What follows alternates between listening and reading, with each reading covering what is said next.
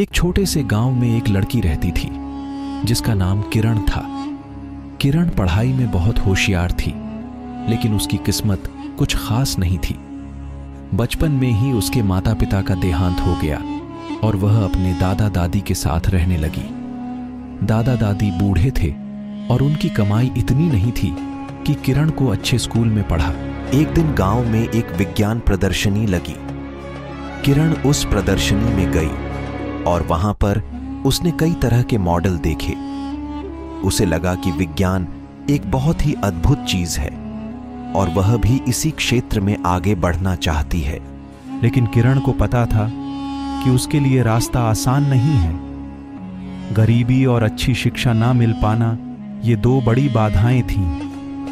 पर किरण ने हिम्मत नहीं हारी। उसने गांव के ही एक रिटायर्ड टीचर से संपर्क किया जो विज्ञान के शिक्षक थे।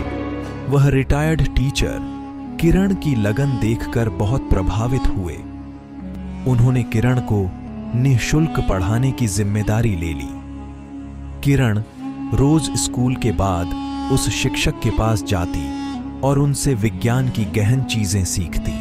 कुछ सालों की मेहनत के बाद किरण ने शहर के एक बड़े कॉलेज में दाखिला ले लिया। वहां भी उसने अपनी मेहनत से सबको प्रभावित किया। कॉलेज खत्म करने के बाद किरण ने विज्ञान में रिसर्च करने के लिए विदेश में भी पढ़ाई की। आज किरण एक जानी मानी वैज्ञानिक हैं। उन्होंने अपने आविष्कारों से दुनिया की बहुत मदद की है। किरण की कहानी हमें यह सिखाती है कि अगर हमारे सपने पूरे करने की लगन है तो रास्ते में आने वाली कोई भी बाधा हमें रोक नहीं सकती।